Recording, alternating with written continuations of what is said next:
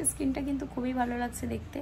আর আমি এখনও পর্যন্ত বুঝে উঠলাম না যে ব্লগিংয়ে ক্যামেরায় কোন দিকে তাকায়, মানে এই দিকটাতে তাকায় নাকি এদিকে নিজের মুখটা। Hello guys, good afternoon. এখন বাজে বেলা 3টে না 1:30 বাজে, সরি আমি একটু বেশি করে ফেলি।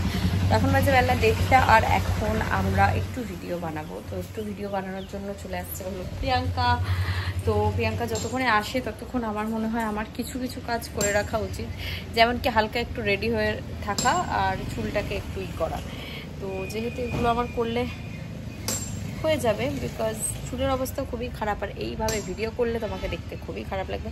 আরও একটা জিনিস আমি নোটিস করলাম, আমার গলার চেনটা একটু বড় ছিল, মানে 2-1 দিনের ইচ্ছা ছোটো হয়ে গেছে। চেন কি ছোট হওয়া সম্ভব?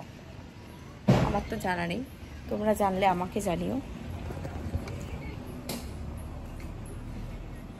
এখন আমি যেটা করব সেটা হলো যে একটু চুলটা ফ্লেক্স করবো, আমার অনেক ভালো লাগে। তবে ব্যাপার হলো এখন 1:30 বাজে আর এখনও পর্যন্ত আমার না হয়েছে। তারপরে বাইরে এত লোক কথা বলে, আমার যেন দৃষ্টি মনোযোগ সব বাইরের দিকে চলে যায়, মনে হয় যেন বাইরে কি হচ্ছে একটু দেখি, কথা বলি।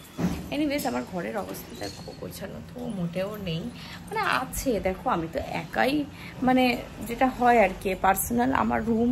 তো এবার পার্সোনাল রুমে আমি যেহেতু একাই থাকি, আমার খাটে তো না সর্বেশ্বরী আসলে ওকে বলি যাও বাইরে যাও চলে যাও এইসব করি।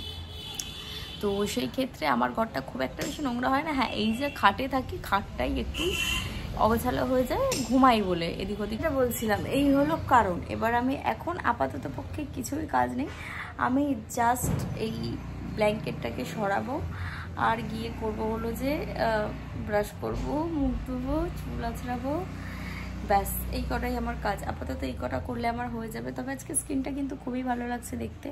আর আমি এখনও পর্যন্ত বুঝে উঠলাম না যে ব্লগিংয়ে ক্যামেরায় কোন দিকে তাকায়, মানে এই দিকটাতে তাকায় নাকি এদিকে নিজের মুখটা দেখে, আমি সেটা এখনও যদিও বুঝতে পারিনি। তো তোমাদের চোখে দেখানোর জন্য আমাকে কোন দিকে তাকাতে হবে সেটা খুব একটা ভাবনার বিষয়।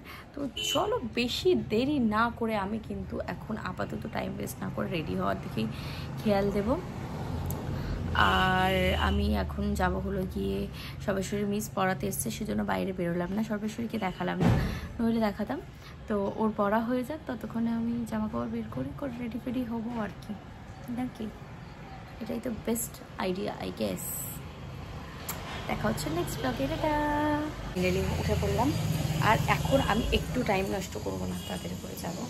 আগে দেখি কী পরবো, জামা কাপড়টা বের করে নিই, তারপর গিয়ে অন্য জিনিসগুলো করবো। দেখি গাছে ফুল ফুটেছে, মানে আমার হলো ভূতের বুদ্ধি, এটা থেকে ওটা, ওটা থেকে সেটা। দেখো একটা কুমড়ো গাছ হয়েছে নিচে, একটা লাউ গাছ হয়েছে, একটা ছোট্ট মতো লাউ গাছ।